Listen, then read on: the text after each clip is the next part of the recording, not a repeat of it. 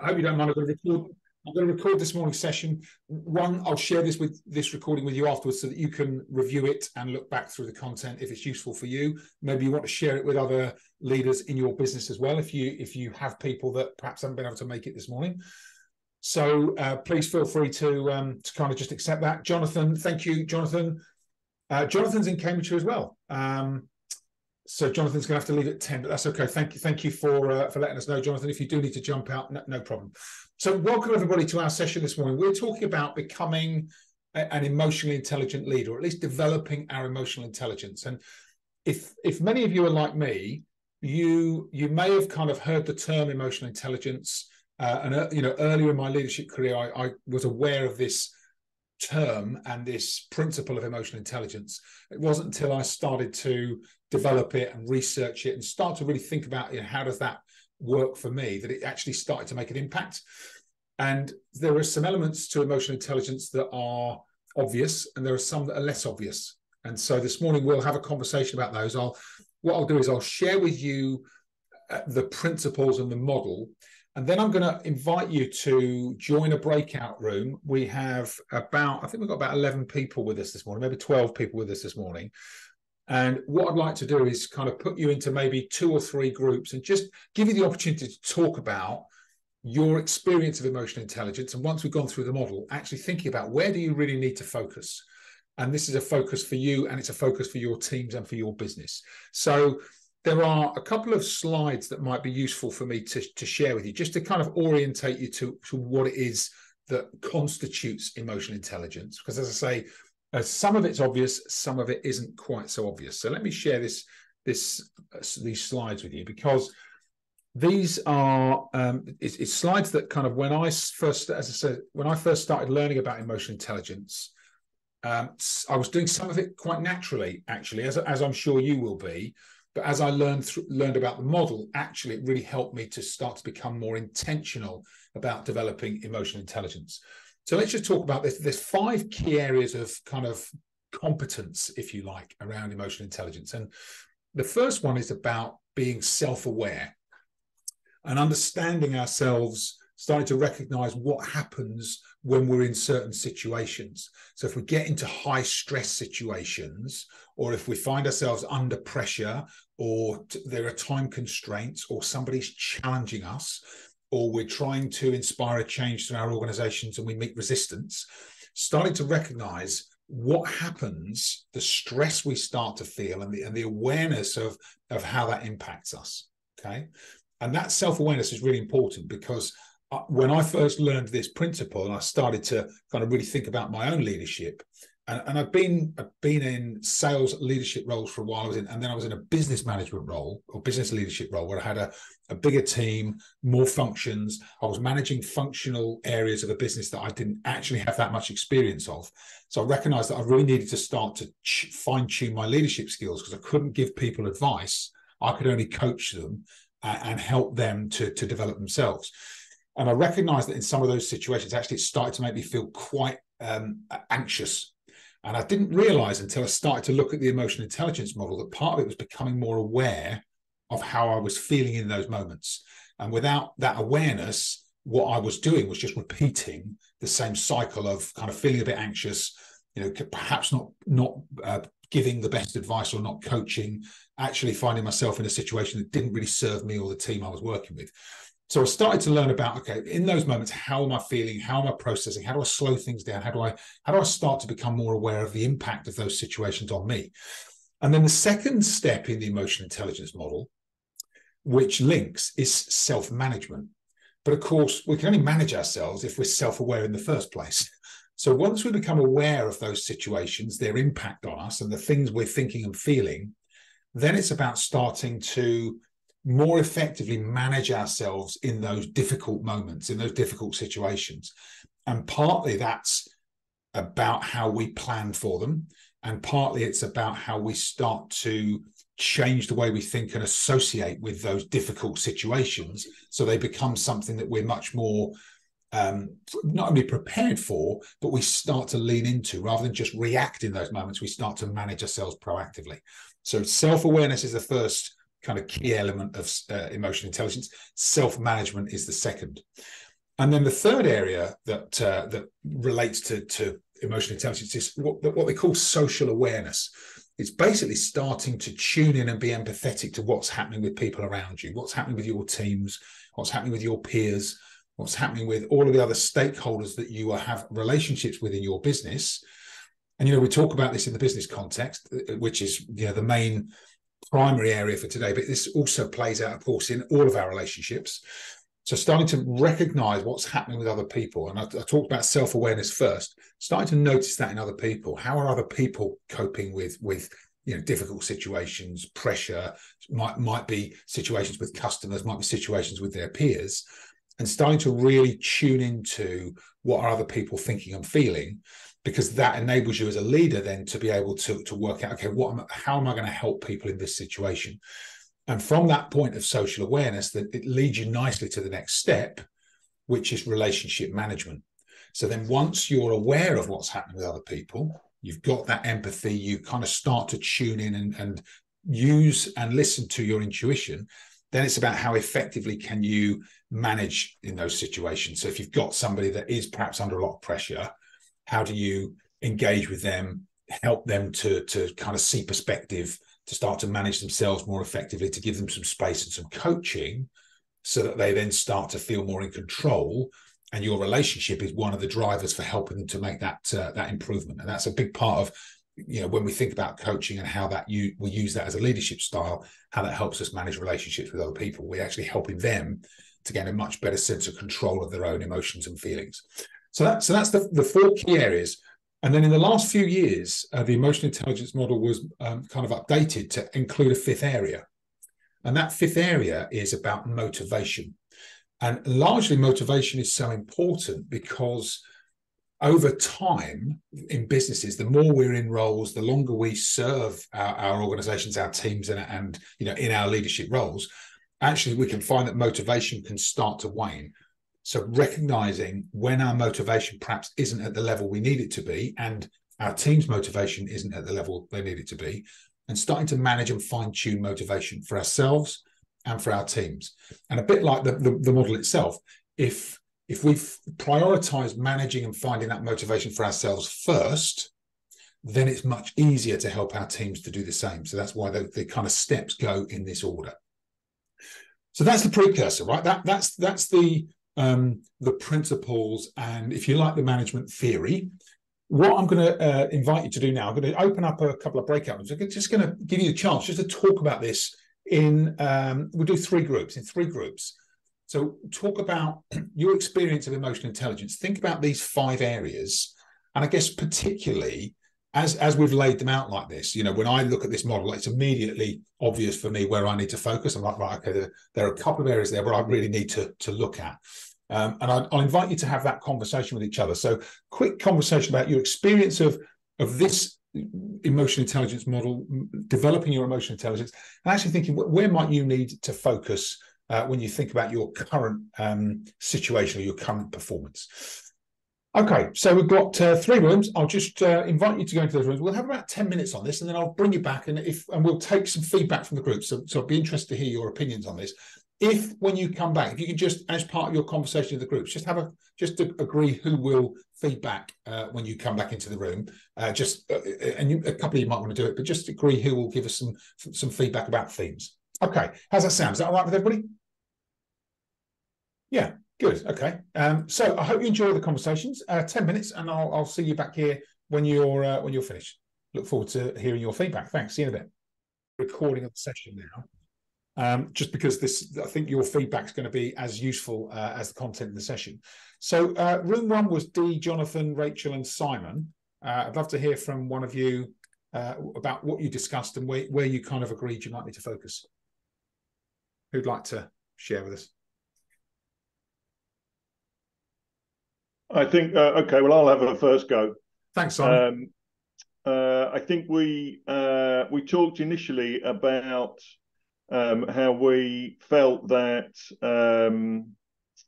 to a greater or lesser extent, as in our working lives and as we've developed, we feel we do a level of the emotional intelligence model or developing emotional intelligence kind of naturally, almost subliminally. Yeah. And we then talked a little bit about how maybe the next step is doing it more consciously, more overtly, and trying to think in situations about maybe where you are on in the model, and whether you should one should be really more thinking about it. You can have a metaphor for a coaching model, trying to understand, or a coping model on a change cycle, trying to practically understand where you are on the model. I think we talked about new situations. One of the group is assuming responsibility, a next level up responsibility. Yeah. Was keen to understand how to apply the model to that situation where co-workers then have to, or you have to then take responsibility for what have just been colleagues and co-workers previously. Yeah. But also, very interestingly, understanding the role that they had was one where they also deal quite a lot, far more frequently than I in my career, on a daily basis with clients face to face. Yeah. And then trying to understand, especially with the self-awareness and self-management, and how you have to manage that very differently or more specifically when you've got clients face to face for a significant portion of your day. Absolutely. Yeah. And then another group member talked about two things really. One is being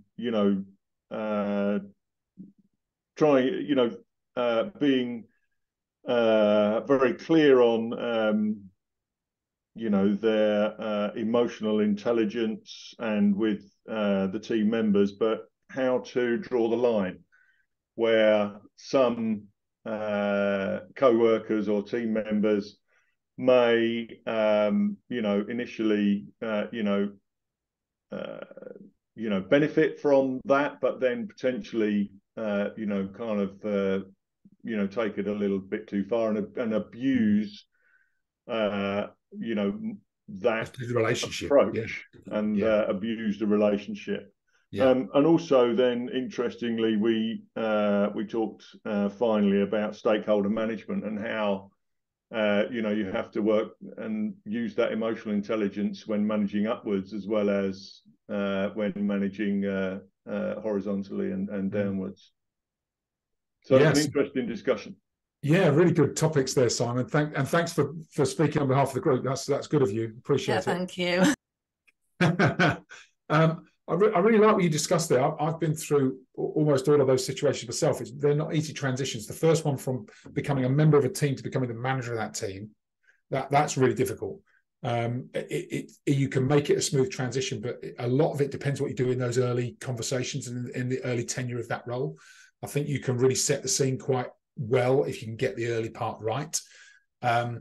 You're right about the relationships as well. There's that fine balance between needing the trust and having the right relationships with people, and then making sure that those relationships are respected and that people behave and operate and perform in the way that you and they agree. That's important to have the relationship, but also make sure that the relationship is the reason you can hold people accountable to do what they need to do. And of course, the management of the different stakeholders. Yeah, really good. All of those very good kind of examples of where emotional intelligence can be the difference between, how successful you are in managing yourself and the business. So yeah, really good examples. Thank you. Thanks, Simon. Yeah, good discussion in that group. Thank you, everybody. Anything else from that group? Dee, Rachel, anything from you outside of what Simon said? He did a good job of covering it though, didn't he? Yeah, I think he covered everything, but it was interesting about that relationship management, I think, on all levels. Something to really kind of take away and readdress, because what we do within our business, we hire support workers, but we try to promote internally. Okay. So if they're on a level and then they suddenly go to a senior support worker, they're then managing their peers. And I think that's where Dee may find some challenges. Yeah. So yeah, really interesting. Thanks, Simon, again for speaking.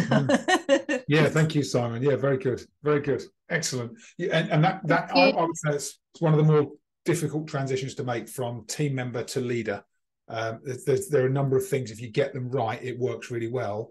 My first management role, I went from member of a sales team to leader of the sales team, and it was I was going to say difficult. It was a disaster, and I did it for about 8 to 10 months, and then I had to step out into another role because it just didn't work. That was my first leadership experience. It was a very, very difficult experience. Thankfully, I had a very good manager who supported me, recognised the challenges, and then helped me to make the transition out. I then went on a leadership development program. I had 12 months developing in a role that was outside of leadership, went on a leadership development program. My next leadership assignment was completely different. It was like two different people. The first time I did it and the second time I did it. But, partly that's because sometimes you don't know what you don't know, and you really do need to think about the approach that you take to leading teams. But very good. Thank you. Great discussion. Room 2 was Artie, Leanne, Michael, Rory, and Dorcas. I'd love to hear from room 2. What did you discuss as a group?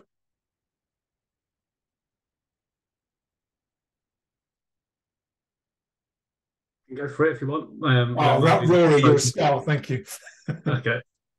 So we had a really good discussion. I think one of the things that came out was treading that line between being a friend and being a leader, and to have emotional intelligence and to develop relationships, you have to show vulnerability, you have to show openness, you have to show that from both sides, and sometimes you can tip over into the friend zone, and that's good because people open up to you more. But on the downside of that, when you do have to have more difficult conversations, maybe about underperformance or something that somebody's done, that maybe a disciplinary issue or something like that, it's harder to have that if you're in a friend zone with them. So it's a real tight line to tread. And I think that was one thing. I think the other thing it was, to be a leader, you've got to be consistent in your approach to things as well. You have to adapt and change according to the person. That's the whole thing about emotional intelligence, is not treating everybody or having the same management style for everybody, but it's consistency in terms of, if you're tired or stressed or whatever, you can't let that show to your team. And when you are tired, it's really hard to get that motivation to be able to coach and mentor someone when you're not maybe getting the feedback back from or the engagement from them. And that's challenging because you have to, you don't have any support from above in terms of being the most emotionally intelligent person. It's just something that you have to do, but there's no metric to it really. And the only metric is the output and the performance of the team against the KPIs. So it's a lot of effort and a lot of work, but not necessarily recognized all the time within a business. So it's almost like a thankless task a lot of the time, to do it. That's true. And I think I was just shared with my experience of the leadership training courses I've been on, and it was a phrase that the facilitator used was manage the person, not the professional. And what that means is, if you understand who the person is, understand their background, understand what makes them tick, and why they're making certain decisions or why they react in certain situations, you can get the most out of them. But if you just try and manage them when they're at work, they're only at work part-time. They're a person 100% of the time. And that really sort of resonated with me, and that's something I share with people quite a lot, and people are, oh, okay, it makes sense. So I think, there's a lot of things that people shared, and guys in my group, I'm sorry if I've forgot anything, but please speak up, because we discussed a lot, and another thing, I can't remember his name, Michael mentioned at the end. He said that he hasn't he's just going through the process of building a team, recruiting, and things like that. And he's not had to have difficult conversations yet. But the thing about recruiting is that it's a horrible job, and it's a big drain and a big drain. It's a big gamble a lot of the time. But you have to be emotionally intelligent when you're trying to build a team, because building a team is not a carbon copies of everybody. You've got different personalities, different backgrounds, and different skill sets. And if you don't develop emotional intelligence, you're not going to get the best out of them and get the best out of the team. So it really is vital, especially when you're a small team and it's your own business as well. You've got to have that. Yeah, absolutely. Yeah, absolutely. Some really good points there, Rory. Yeah, really good points. And I really like the premise. You're not managing the professional, you're managing the person. The same is true for us as leaders, right? Our teams see us as this person that comes into work for the period of time that we're there, 8, 9, 10 hours a day, whatever your standard routine is. But we're people as well. So there's that, there's a human in front of you. We're human beings as well. And actually remembering, but we need to, you said the word vulnerability. I think you're absolutely right. Being able to display that vulnerability and be able to connect with the person in front of you so that they feel comfortable to do the same, create that safety in the conversation. But interesting that, if Michael's building a team, you're also absolutely right. That emotional intelligence is such an integral part of building a high functioning, high performing team. And I loved you mentioned the friend zone a couple of times, Rory, and I've only ever heard that in the context of dating. But I like it in the context of leadership as well, because I'm with you. I think it's really positive to have those strong relationships with your teams, to the point where you would consider them friends, but it's making sure that it doesn't tip over and you feel like you've then compromised yourself if you have to have difficult conversations, or you have to step into performance management, or you have to, because one of the things I've noticed in leadership roles, and I'm sure you've all experienced this as well, is when you become friendly with people and then people just start to step across the line. They might make comments that are slightly inappropriate, or they might do things that are slightly inappropriate. And actually, if you find yourself not addressing them very early on, one behavior becomes the norm, and then they just start to tiptoe a little bit further across that line time after time. And it's really, really important as leaders to know your values, know what's acceptable, know what you will and won't address with your teams, and then make sure that you're consistent with it, because that's such a big part of not only emotional intelligence, but also keeping a really high functioning, high performing, strong values and ethics in your culture with your team and the organization. Yeah, brilliant. Thank you, Rory, and thank you to your group. Some great insights there as well. So room 3 was Jason, Nadeem, and Pauline. Who'd like to share with us from the third group? Pauline, you brought some good points. If you want to, or you won't be. There you go, Pauline. What do you think? Thank you, Nadeem. Pauline, you're on mute, by the way. Sorry. Oh, Pauline, you're on mute. Thank you, Justin, for bringing up this topic. I think this topic really relates to last week's topic about high performance. Yeah. I mentioned last week that high performance is not an individual, what we can do or what the leaders can do, what the organization can do. Is also about soft skills. So having high emotional intelligence or human capital is absolutely crucial to the organization's success and individual success, especially a lot of us, a few of us in our group, they come from sales. So we discussed about ways that how we went about creating that self-awareness, that motivation. And on the relationship management part, the team mentioned is about building relationship through years of experience in business, in sales, interacting with others. And relationship building is also involved getting to know your clients authentically. One person said it's a 3-step process, like in the Middle East, you meet with them, you get to know them, introduce yourself, going out, more in a social environment, and then you discuss business after. It's about getting to know the person, what motivates them, and then conduct business. So you work as a partnership, like more trusted advisor. Mm-hmm. So ways that we went about learning emotional intelligence could be various ways, whether taking online courses, in-person courses. There are lots of different events from NLP to CBT, cognitive behavior therapy, neuro-linguistic programming, and then also useful having that DISC profile, psychometrics, having that understanding yourself, your self-awareness. Mm-hmm. Through the other extreme would be going on the spiritual journey. So having that self-awareness, whether it's doing meditation, there's lots of different ways of having self-awareness, getting feedback, consistent feedback. And anything else, Jason or Nadine, you guys want to add?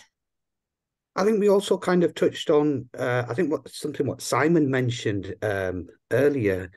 I think we cover these points in the background naturally.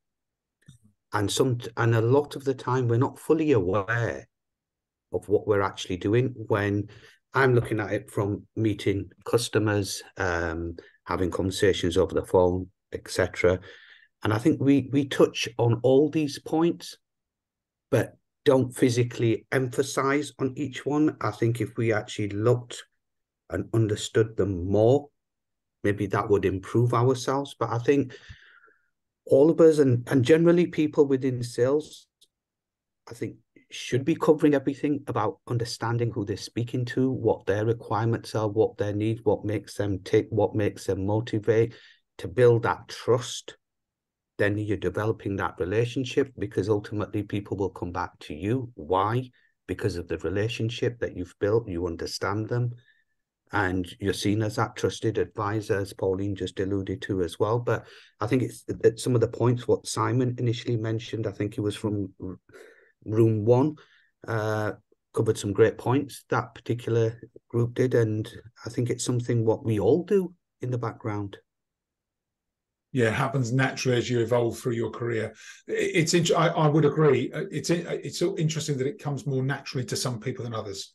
So for some people, there's more work needs to be done, and that links to, I think, the DISC profiling. And if you think about what your personal preferences are towards different types of activities within your role, you'll naturally gravitate towards some and away from others. And it's really important that if you're in a leadership position, actually the one thing that you've got to learn to develop is emotional intelligence. And I've had experience of working for people who are really emotionally intelligent, and I've had experience of working for people who had zero emotional intelligence. And almost I don't know if you've ever, I worked for a manager once who was very brash, very direct, very dictatorial, and he wore it like a badge of honor.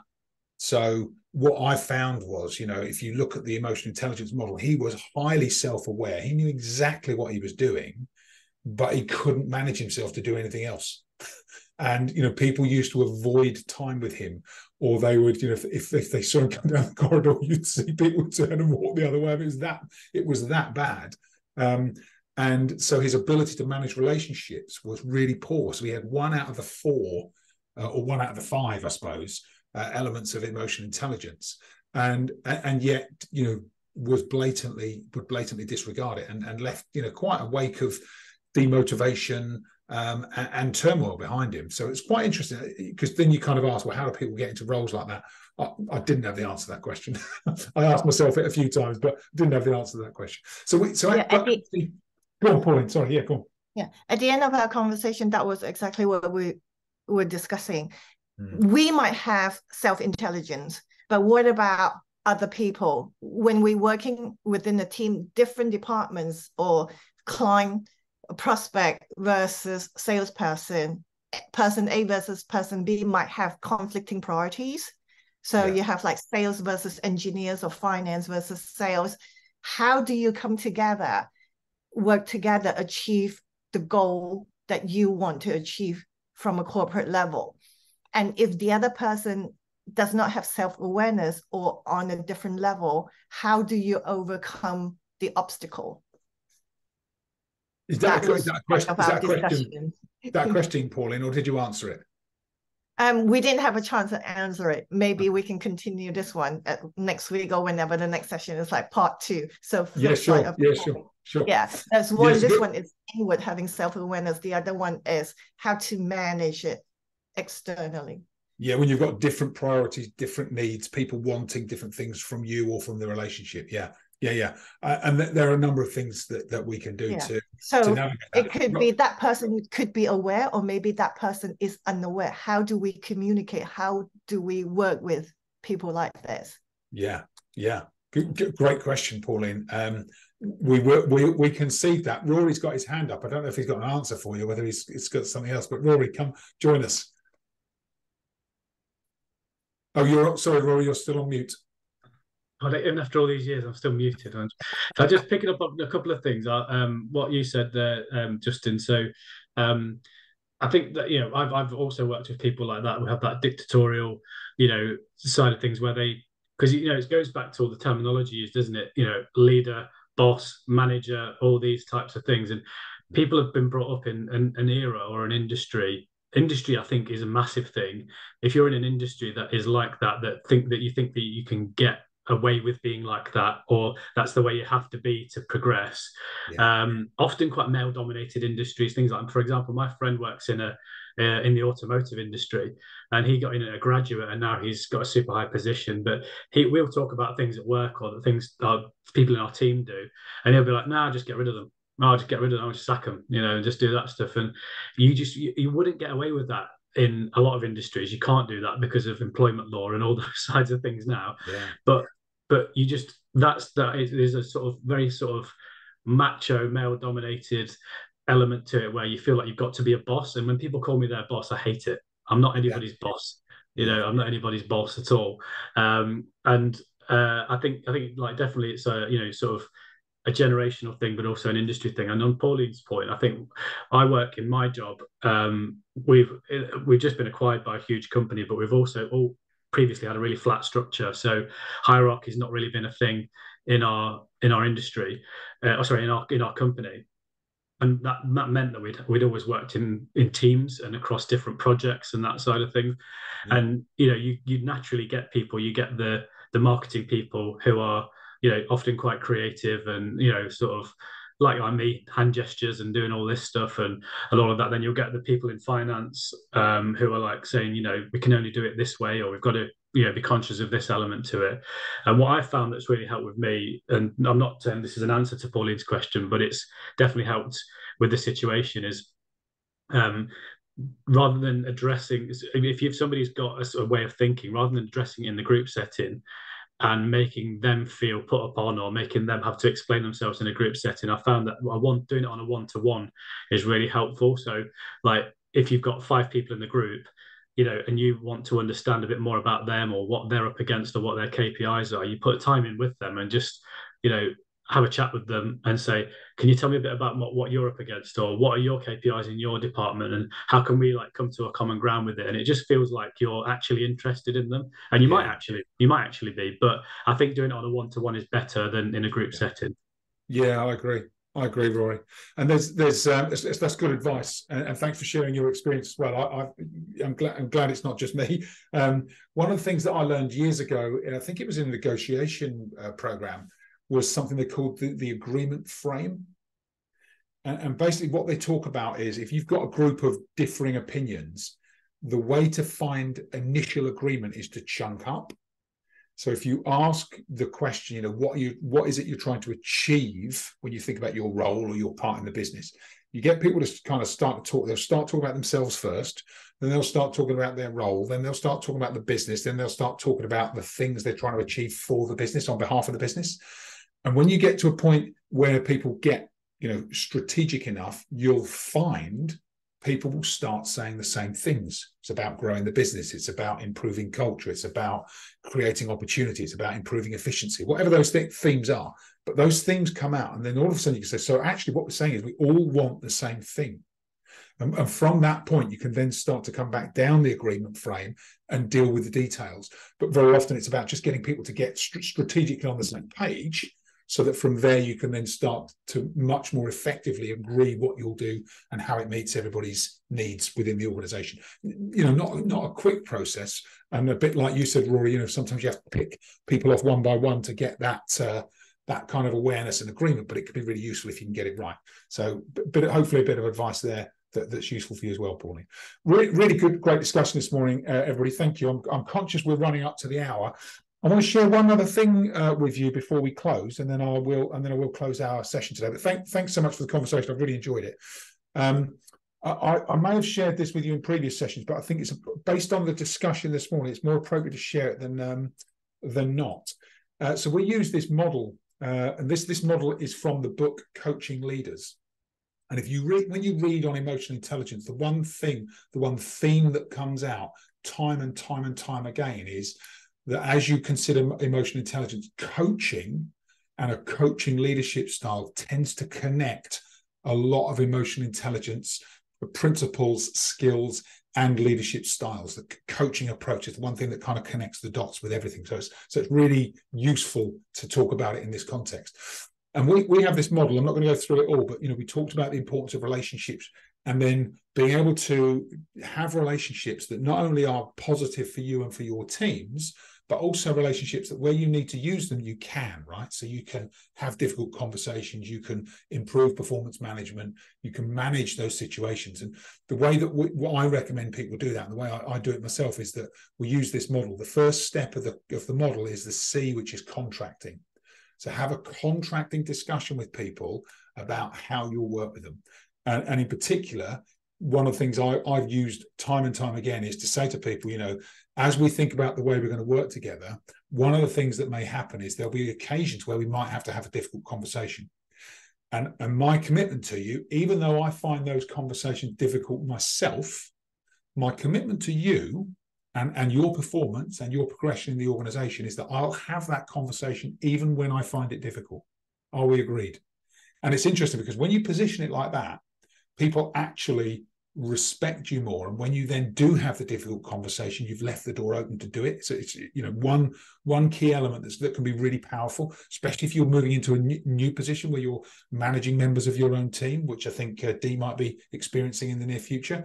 So contracting with everybody is a really useful way to set the scene and get agreement on how you move forward.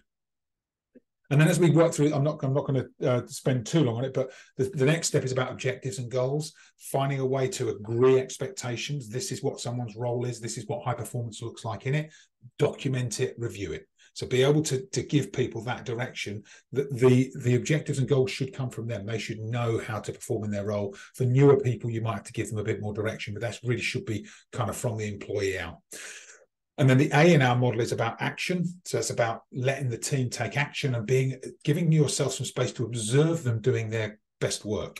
Because from that point of observation, you're then able to coach them for changes and improvements that they might want to make. So it's a really nice model. And then the final one is about development.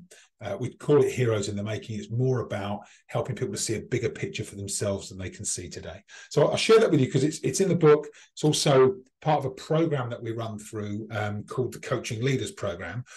This is a previous part of a cohort. And what I found over the years, in order to be successful in leadership, you need an opportunity to create a community of other leaders around you. You need to be confident that when you're having those conversations, it's confidential, because as leaders, we don't often get the chance to talk about the real issues and things that we're talking about in our business that are a priority.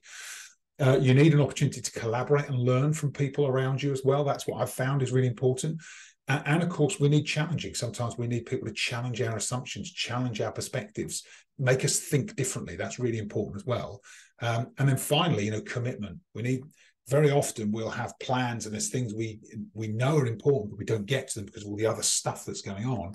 Commitment and accountability helps us to actually make progress strategically rather than just kind of doing the day-to-day stuff that needs to get done. And what we find that's really a big part of the programs that we run. I'll share these slides with you afterwards, but this is kind of how we work through a program. We give people the opportunity to complete a scorecard. So you do an assessment of your current leadership capability. We then design a program that's based around those different areas for people in the cohort. We run delivery workshops. We have like a quarterly in-person full face-to-face workshop. We do a bit of training and coaching. And then there's online monthly kind of a bit like this kind of Zoom sessions where we actually go through some content and then say, right, how are you going to apply that for your business and what impact will it make? And we assign accountability partners. So you work one other person in the group that you then form a relationship with, and this accountability to act and move forward.